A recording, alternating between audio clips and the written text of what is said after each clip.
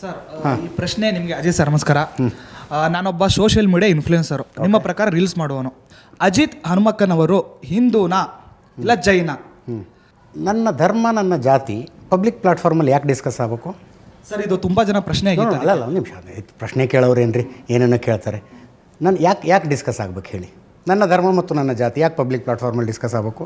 Y I don't understand. ಅಲ್ವಾ? Then next question. ಇಲ್ಲ sir, ಇದೇ ಕ್ವಶನ್ ಆಗಿತ್ತು. ಅವ್ರ ಮೇಲೆ ನಾನು ನಿಮ್ಮ ಎದುರುಗಡೆ ಇಟ್ಟೆ ಅಷ್ಟೇ. ಇದೇ ಸಿಮಿಲರ್ ಪ್ರಶ್ನೆ.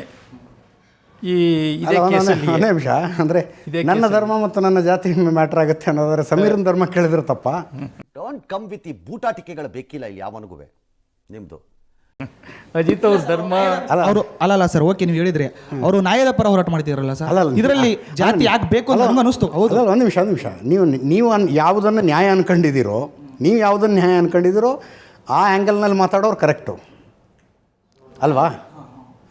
ನೀವು ಯಾವುದನ್ನು ನ್ಯಾಯ ಅನ್ಕೊಂಡಿದ್ರು ಆ ಆ್ಯಂಗಲಲ್ಲಿ ಮಾತಾಡೋರು ಕರೆಕ್ಟು. ನಾವು ಕೂತ್ಕೊಂಡು ವರ್ಷಗಟ್ಟಲೆ ತಲೆ ಕೂದಲು ಉದುರಿಸ್ಕೊಂಡು ಕೂದಲು ತುಂಬ ಹೋಗಿದೆ, ಕಾಡಲ್ಲೊಂದು ಸೊಪ್ಪು ಸ್ಟಡಿ ಮಾಡಿ ಒಂದು ಅಧ್ಯಯನ ಅಂತ ಇಟ್ಕೊಂಡು ಸರ್ ಜನ ಎಲ್ಲ ಇದನ್ನ ನಂಬ್ತಾ ಇದಾರಲ್ಲ ಸರ್. ಜನ ಎಲ್ಲ ಇದನ್ನ ನಂಬ್ತಾರೆ. ಜನ ರಾಮನ್ನೇ ಗಾದೆ ಇದೆ ಗೊತ್ತಲ್ಲ, ಜನ ಮರಳು ಜಾತ್ರೆ ಮರಳು. ಜನ ರಾಮನ್ನೇ ಬಿಟ್ಟಿಲ್ಲ ಈ ದೇಶದಲ್ಲಿ. ಜನ ಹಿಂಗಂತಿದ್ದಾರೆ. ರಾಮನ್ನ, ಕೃಷ್ಣನ, ಗಾಂಧಿನ ಬಿಟ್ಟಿಲ್ಲ ಈ ದೇಶ. ಸೀತೆನ ಬಿಟ್ಟು ಜನ ದಡ್ಡ ಅಂತೀರಾ ಸರ್? ಜನರು ದಡ್ಡ ಅಂತೀರಾ? ದಡ್ರಲ್ರಿ. ಈಗ ನಾನು ಹೇಳ್ತೀನಿ, 8,000 ಪುಟಗಳ ಡಾಕ್ಯುಮೆಂಟ್ ಇದೆ.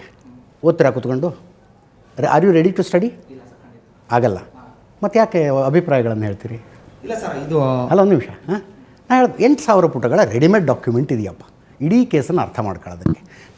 ನಿಮ್ಮ ಜೀವನದ ಅಮೂಲ್ಯ 3 ತಿಂಗಳನ್ನು ಅದಕ್ಕೋಸ್ಕರ ವ್ಯಯ ಮಾಡಿ. 3 ತಿಂಗಳು ಟೈಮ್ ಬೇಕು. ನಾನು ಕಂಪ್ಲೀಟಾಗಿ ಅರ್ಥ ಮಾಡ್ಕೊತೀನಪ್ಪ ಇದು ನಾನು ಅದಕ್ಕೆ. ನೀವು ಅಂದರೆ ಯಾರದ್ದೋ ಧಾರ್ಮಿಕ ಶ್ರದ್ಧೆ, ಯಾರದ್ದೋ ಗೌರವ, ಅದರ ಮೇಲೆ ನೀವು ಸಗಣಿ ಎರಚ್ತೀನಿ, ಕೆಸರು ಎರಚ್ತೀನಿ ಅನ್ನುವಂಥವ್ರು ನಿಮ್ಮ ಜೀವನದ 3 ತಿಂಗಳನ್ನು ಸ್ಪೆಂಡ್ ಮಾಡಿ ಅಧ್ಯಯನ ಮಾಡ್ಕೊಳ್ಳಿ. ಅದಾದ ನಂತರ ಏನು ಪ್ರಶ್ನೆಗಳು ಬರ್ತಾವಲ್ಲ, ಆ ಪ್ರಶ್ನೆಗೊಂದು ತೂಕ ಇರುತ್ತೆ. ಅರ್ಥ ಆಯ್ತಾ? ಹಿಂಗೆ ಹುಚ್ಚರಂಗೆ ಇಲ್ಲೊಂದು ಕೇಳ್ತೀನಿ ಅಲ್ಲೊಂದು ಕೇಳ್ತೀನಿ ಅನ್ನೋದಕ್ಕಲ್ಲ. ಸ್ಟಡಿ ಅಲ್ವಾ? ಸ್ಟಡಿ. ನನಗೆ ಈ ವಿಷಯದಲ್ಲಿ 2013ರಿಂದನೂ ಆಸಕ್ತಿ ಇದೆ. ಫಸ್ಟ್ ಏನು ಇವ್ರಿಗೆ ಫೋನ್ ಮಾಡಿದ್ನಲ್ಲ ಅವಾಗಿಂದನೂ ಆಸಕ್ತಿ ಇದೆ. ನಾನು ಅದಕ್ಕೆ ಪ್ರತಿ ಸಂಬಂಧಪಟ್ಟಿದ್ದ ಪ್ರತಿ ಡಾಕ್ಯುಮೆಂಟನ್ನು ತರಿಸ್ಕೊತೀನಿ. ಏನೇ ಡೆವಲಪ್ಮೆಂಟ್ ಆದರೂ ಇನ್ಯಾರಿಗೂ ಫೋನ್ ಮಾಡ್ತೀನಿ, ತರಿಸ್ಕೊತೀನಿ, ಸ್ಟಡಿ ಮಾಡ್ತೀನಿ, ಇನ್ಯಾರೋ 10 ಜನರ ಹತ್ರ, ಎಕ್ಸ್ಪರ್ಟ್ಸ್ ಹತ್ರ ಕೇಳ್ತೀನಿ. ಯಾಕಂದರೆ I am not an expert.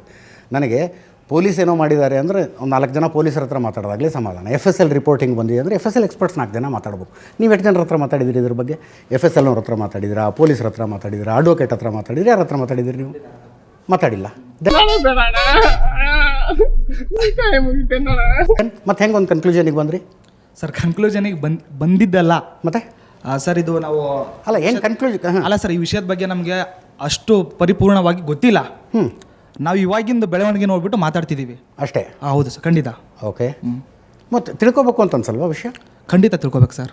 ಯಾವ ತಿಳ್ಕೊತೀರಿ ಸರ್? ಅದ್ರ ಬಗ್ಗೆ ಅಲ್ಲ, ಅದ್ರ ಬಗ್ಗೆನೇ ನಡೀತಾ ಇದೆ. ಯಂಗ್ ಮ್ಯಾನ್ ಈಗ ಯಾರೋ ಒಬ್ಬ ಅಪರಿಚಿತ ವ್ಯಕ್ತಿ ಬಂದಿದ್ದಾನಪ್ಪ, ನಾನು ಹೆಣ ಹೊತ್ತಿದ್ದೀನಿ ಅಂತಿದ್ದಾರೆ, ತೆಗಿತಿದ್ದಾರೆ. ನಿಮ್ಮ ಅಭಿಪ್ರಾಯ ಏನು ಅಂದ್ರೆ ನಾನು ಹೇಳಲಾರೆ ಅಭಿಪ್ರಾಯ. ಯಾಕಂದ್ರೆ ತನಿಖೆ ಆಗ್ಬೇಕದು, ಇನ್ವೆಸ್ಟಿಗೇಷನ್ ಆಗಬೇಕಾಗಿರೋದು. ಅದು ಫೈನಲ್ ರಿಸಲ್ಟ್ ಏನಾದ್ರು ಬರ್ಬೋದು ರೀ. ಅದ್ರ ಬಗ್ಗೆ ನಿಮ್ಮ ಅಭಿಪ್ರಾಯನೂ ನನಗಿಲ್ಲ ಅಭಿಪ್ರಾಯ. ಇದುವರೆಗೂ ಆಗಿರೋ ಡೆವಲಪ್ಮೆಂಟ್ ಹೇಳ್ತಾ ಇದ್ದೀನಿ. ಅವ್ರು ಹಿಂಗೆ ಹೇಳ್ತಿದ್ದಾರೆ, ಇವ್ರು ಹಿಂಗೆ ಹೇಳ್ತಿದ್ದಾರೆ, ಅಷ್ಟೇ ನಾನು ಹೇಳೋದು. ಆದರೆ ಸೌಜನ್ಯ ಕೇಸ್ನಲ್ಲಿ ಕಡ್ಡಿ ಮುರಿದಂಗೆ ಹೇಳ್ತೀನಿ ನನ್ನ ಅಭಿಪ್ರಾಯ. Because I know it. ಅರ್ಥ ಆಯ್ತಾ? ಹಾಗೆ ನೀವು ಸೋಷಿಯಲ್ ಮೀಡಿಯಾ ಇನ್ಫ್ಲೂಯೆನ್ಸರ್ ಅಂದ್ರಲ್ಲ, ತಿಳ್ಕೊಂಡು ಮಾತಾಡಿ. ಅನಿಯರೇ ಮತ್ತು ಮಹಿಳೆಯರೇ, ಅಕ್ಕ ತಂಗಿರೇ, ಅಣ್ಣ ತಮ್ಮದಿರೇ, ಇಂಥವ್ರು ನಮ್ಮ ದುನಿಯಾದಲ್ಲಿ ಇರ್ತಾರೆ. ಇಂಥವ್ರಿಗೆ ಚಪ್ಪಲಿ ಹಾಕೋದ್ರಲ್ಲಿ ತಪ್ಪೇನಿಲ್ಲ. ಮತ್ತೆ ಭೇಟಿಯಾಗೋಣ. ನಮಸ್ಕಾರ.